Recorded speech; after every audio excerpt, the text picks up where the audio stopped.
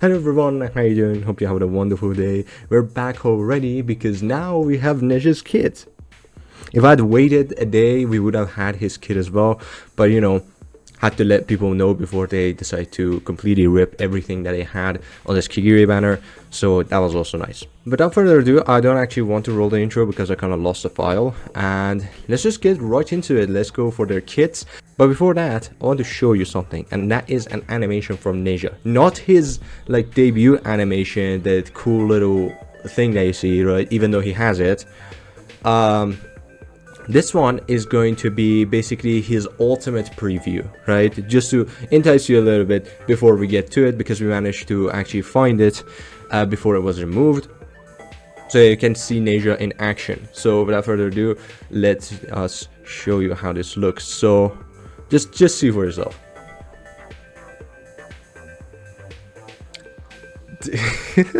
I honestly saw this. I was blown away, okay? This is sick, right? This is insane. So let's actually get to it and actually explain his kit and where this fire thing comes from, all of that and more. So this is going to be his kit. As you can see over here, I kind of had to rewrite some of the parts, but overall it is exactly what's going to happen. So we're going to have Nezha, a Watcher, and Esotericist. I speculated that he was going to be a fighter. He was a fighter with 5,225 attack. I don't know it's his attack interval, but trust me, it's not going to matter that much. It's probably going to be 2.6 seconds or something. But 5.25 attack is really not that high, right? We have some other units such as some Wukong or Kigiri that have 5.4k, so this is not much in those regard. And also you're going to see that Nezha is not going to be good for boss content, but for arena and GVG he's going to be an absolute champ, okay? He's going to be insane for those. So first things first, talent. Nezha uses 3 weapons as his basic attacks, right? It's going to be the spear, the ring, and the blade. This is similar to Arrogance, how he has the bow and also the knives, right? We'll get to that. But yeah, he basically uses this. Each time he swaps weapons, he gains a 10% damage increase for 10 seconds. Pretty straightforward. So you want him to alternate his weapons. How does he alternate? Depending on the number of enemies in the range, right? So let's actually get to the basic. I'll get to the second part of the talent afterwards. If there's only one enemy in the range, so if it's boss content, he's going to use the spear, right? If there's more, he's going to use the ring. And during the ultimate, he has a chance to use the blade. Think of it as someone like Falcia, who has the, the physical attack, then there's the magical attack, and there's also the true damage that she whips out only during her demon slaying stance or whatever it is. So it's kind of similar to that. Right, during the ultimate, basic attack has a 35% chance to use the blade, and talent damage increase is doubled. So this goes from 10% to 20%, right, whenever he switches weapons. So first things first, we have the spear, makes sense, just a single target, and inflicts burn on them. Not much, but it's nice. Then we have the ring, which does the same damage as the spear, except it also bounces on 2 other enemies. And the thing about the ring is that it can actually bounce back on the target that it just targeted, right? So for example, if you have a hot suit, your arrows will start to bounce to other enemies, but they don't come back on the same enemy. Like they try to go as far as they can, but this actually bounces. So if you have 2 enemies, he's going to hit the first one, bounce to the second, then he bounces back to the first one, dealing more damage. Right, so it's very good for countering, for example, those 2 lightning guards in the Guild Wars. As I said, he's going to be an absolute champ there. Then we have the blade that deals 200% damage, so 2.5 times more than the other 2. But it does it to 5 targets. If it's only 1 target, if it's single target, he does double that damage instead, basically equal to Sun Wukong's special golden glare thing. Ultimate, we have a 3x4 range, right, which is going to be the same as a marksman. By the way, his range is similar to any other ranged fighter, similar to Arrogance, Zillitu, you know the deal, right? And a max range of 900 with skill ups goes to 800 and an initial range of 600. It lasts for 25 or 30 seconds depending on how much you've skilled him. increases his attack considerably, very high, and extends his attack range, right, similar to, again, as I said, it's going to be the marksman range, to create the whirlwind of fire, which you just saw, which continuously, the whirlwind of fire continuously deals burning on every enemy, and then every 6 seconds stuns up to 10 enemies for 2 seconds, which you also saw in the actual video up here. If you see, it's going to create this whirlwind of fire around him and burns everyone inside it, and every 6 seconds everyone should get stunned, right? So it looks kind of like that. And I can also see the ring in action. If you see this like circular disc thing, that's the ring. When the ultimate ends, deals 300% AoE damage up to 10 targets based on the number of weapon switches during the ultimate, right? So like you deal more damage the more you switch your weapons, right? Which is pretty cool. So yeah, everyone inside it suddenly just gets a crap ton of damage and then dies. Then we have passive. The first passive that we don't have the name of is whenever he switches weapons, the next basic attack that he does with that weapon increases the damage multiplier of. So after max skilling, you have 90% more damage on that attack. So whenever he switches, so for example, he's using the ring and then switches to his spear, it's going to do twice the amount of damage as it should, and also gives him the arms enhancement. Arms enhancement means that that like buffed up double damage attack is also going to have some like improvements to its usages. So if we have a spear, it's going to ignore some percent of the enemy's defense. It's not yet added, or we didn't find it. Ring bounces some extra times, right? Again, we don't also know that, but yeah. So that the spear ignores defense, the ring bounces more times, right? And blade, whenever he uses the blade, so this is when he triggers this talent, which happens quite a bit during his ultimate. If he uses the blade afterwards, he's going to execute any monster with a certain amount of health below him. Again, just elites and bosses excluded. Then I have the second passive, which is whenever Nezha kills an enemy, reduces his attack interval by 5% for 10 seconds, up to 5 times. This goes up to 25%, right? 25% less attack interval is more than a 3-member nightmare comp, right? Yeah, 4 members is going to be 35%, but 3 members is going to be only 20%. So even not being part of the Nightmare faction, which is like one of the best factions you have for fighters, the best faction you have for fighters, he still gets some of that power through his second passive. During the ultimate, each kills extend the duration by 2% to a max of 10 seconds. So whenever he uses this, similar to Hex, how when he attacks a burning enemy, it extends his duration, or similar to Idril, whenever she kills an enemy, it extends the ultimate duration. This is the same as that. So we have a max of 10 seconds additional, so it goes from 30 to 40 seconds, which is very, very long. Then we have his bond with Erlang Shen. You probably don't see it very well, but yeah.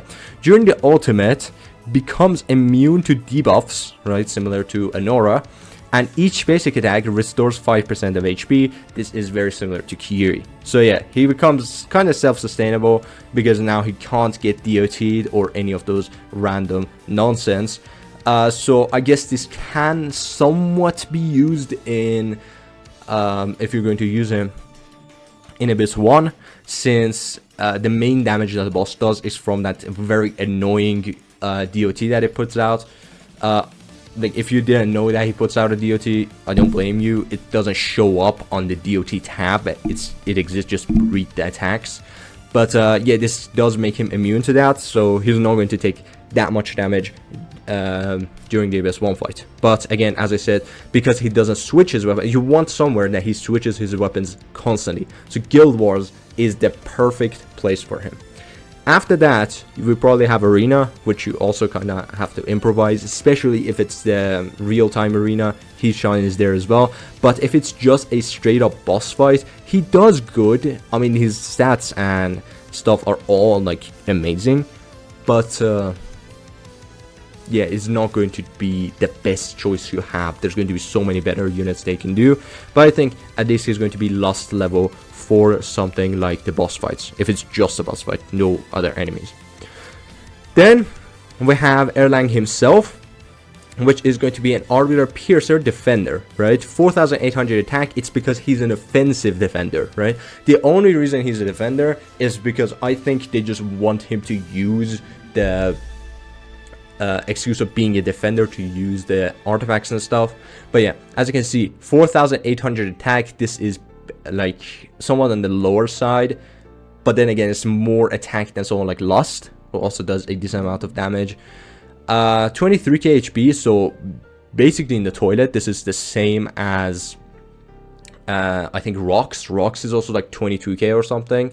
So yeah, really low base HP. I think actually Isolde is like the same level as this, so very low base HP. But Isolde is extremely tanky, like, don't get me wrong. 3k defense is extremely low again, right? So what you should expect from a defender is, if you want them to actually be able to defend, right? Not just be squishy like Constance. Like, Constance is a defender, she can work as a defender, but she's very squishy for a defender. And basically what you want from a defender is like 28k HP minimum. And you also want like 3,500 defense minimum. He doesn't have any of those, but he has a high attack, showing that he's going to be basically a bruiser. Don't use him to block enemies, please. Talent. Increases damage reduction by 15%, right? Pretty cool. Every 4 basic attacks, if there are 2 or more enemies, so not just a single one, he summons his dog, right? That deals 90% damage and then bounces to 3 other targets as well. The Celestial Dog also inflicts a minus 30% defense reduction, right? So physical defense reduction for 7 seconds. So if you give him a decent amount of attack speed and also have him in extremely tanky gear, he can totally be your tanker for Abyss. And he can just constantly give out 30%, which is the highest in the game. I believe the only person that can give 30% def reduction is Yuri with her talent. But yeah, it's pretty cool. If you can have like a little bit less than 2 seconds attack interval, you totally can get this done. However, there's also the caveat of the dog inflicting that, so you have to have multiple enemies in the range. So for boss content, this does not work. But anywhere else, this works perfectly fine, because for boss content, there's only one enemy, right? He has to have multiple for the dog to even begin to get summoned to even inflict this. So if you have a boss and then you have another random enemy, this works perfectly fine. Basic range is going to be an arrogance range, right? So basically, again, a fighter, long range, you've seen it.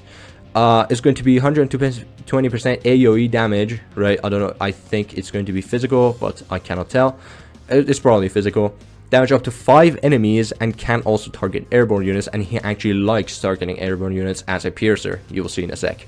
Ultimate is going to be a 5x5 range, aka it's going to be Setram's ultimate range, so huge, absolutely ginormous. And he's going to have 500 max rage after skill ups, 300% starting rage. This is, I think, the same as Yovar, which is pretty cool. So if you imagine how fast Yovar finishes, like continues to ult, that also applies here, except the Yovar's ultimate is 3 seconds long, whilst his is 20 seconds long.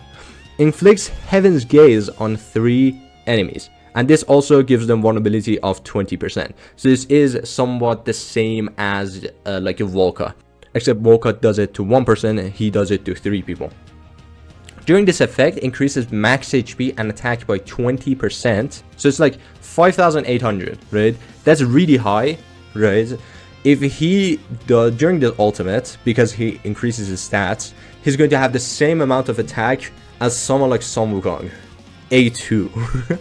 So he's going to have a lot of attack, very heavy attack. I think he's going to break the record of like the heaviest, like the highest attack possible on a defender, because I think before that it's either Cyrus or I think it's Torador, one of those. But he's going to break that completely. Each basic attack alternates between dealing 20% extra damage and inflicting 1 stack of radiant erosion. So whenever he attacks during the ultimate, he's going to either do 20% more then he's going to guaranteed switch to the other one and inflict 1 stack of Radiant Erosion. So after 6 basic attacks, you're going to have 3 stacks of Radiant Erosion on the enemy. So this also helps out a lot. I already have a very devious plan for this. If it works, it's going to be crazy, right? I've said it to some people, but if this works, it's going to be insane. Heaven's Gate, as I said. Passive 1 is going to be each time the Howling Dog attacks, increases Shen's damage by 4% for 3 seconds. Now you may say, how is he going to do 4 basic attacks in 3 seconds? And that's a fun part. It's just, it's kind of like bad translation, but it's basically whenever the dog deals damage. So as you can see, the dog also bounces up to 3 others. If he bounces only to 2 other targets, he can get the max stacks, which is 12% more damage. During the ultimate, talent attacks also summon an enhanced Celestial Dog, dealing 150% damage instead of the usual 90% damage, and attacking 6 enemies, and prioritizing those who have the Heaven's Gaze. So he basically does like 60% more damage, 66% more damage compared to his base, and also attacks twice the amount of enemies, right? It's going to be 1 base and 3 others. No, actually it's 1.5 times. So it's going to be 1 base and 3 others. This is going to be 6 total. So it's 4, this is 6. Prioritizing those affected by Heaven's Gaze, so at least 3 of them are going to get hit. Increases damage to airborne units by 35%, which makes sense. When talent is triggered, aka the dog is summoned, it restores 15% of his HP. So he can also somewhat stay tanky. So it's not going to be your choice for just taking 1 big blow to the face, or, you know, getting a series of crazy high damage in a short time, such as, for example, Guild Wars. Again, some people are going to find ways to use him in Guild Wars just because he's a defender and he's an arbiter mainly, because they want a sweet Praetus combo. But still, he can totally be an overall good tank. Olag has 22k HP, but he's one of the tankiest units in the game, despite being an epic. And the simple reason behind that is because he cannot take 1 big blow to the face. I mean, at least without his shield, right? But over a long duration of time, he can totally tank everything you throw at him, better than anybody else in the game. So it's kind of the same principle, that he can restore his HP whenever he attacks. So which is pretty cool. He has a lot of HP regen, and the overall pretty solid kit, just not good base stats. And also, don't think about tanking units with him. If you're gonna tank, just I guess just have him as a semi-tank of some sort, because he's mostly there for dealing damage. Then we have his bond with Neja, which increases the number of people affected by the Heaven's Gate by 2. So we're going to have 3 base, and then after having Neja, we're also going to have 2 more, which is going to be 5 total. This also makes the dog considerably better because he targets those with the Heaven's Gaze. Enemies affected by Heaven's Gaze deal 20% less damage to Shen, which is Erlang again. So basically has 15% damage reduction. If you're hit by Heaven's Gaze, you're going to get torn apart by his dog, torn apart by his entire team, deal 35% less damage to him, because 20%, 15%. And overall, solid. And it's also going to hit you and restore 15% HP every 4 basic attacks. So this is insane, right? He's pretty good, right? Not the best of the best, but I can certainly see areas he's being used. Another one is single target arena, simply because the arbiters are looking for a tank alternative to the Watchguard's Kiri. So yeah, this is going to be their version of it. We also have 2 exclusives, which, as you can see, our Chinese friends have sent it to us. Thank you.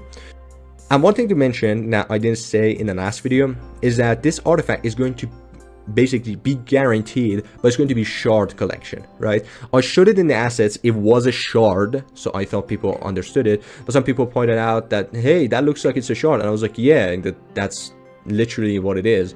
Oh, like, you didn't say it. It makes sense, right? Some people reached out, and one of them was a very good friend. So Yeah, this is going to be a shard during the event. I just want to clarify this. They're done. And if you're wondering what these things say, let me work out my phone. God damn it. So the exclusive artifact for Neja is going to increase his damage from 20 to 30%, similar to Sun Wukong.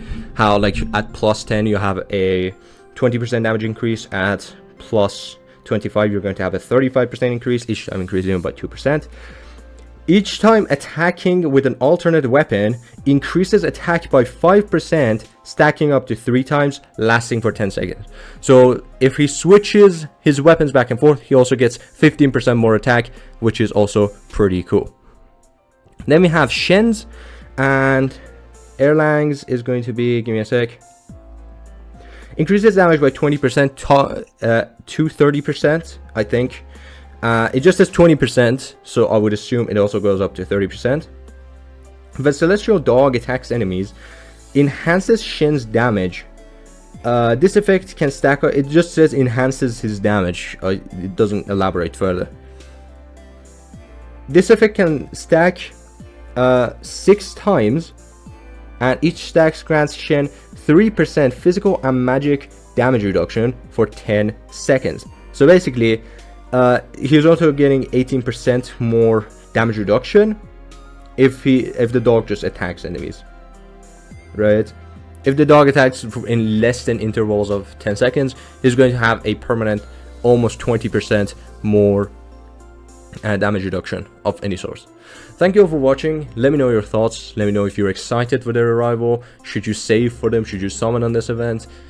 Let me know. We still don't have their awakenings. I'll probably share it on my Discord. Definitely do subscribe, as basically if you want videos like this to be immediately put on your For You page, do subscribe. Join our Discord for news that are sooner than this if you want to have early sneak peeks at all of that.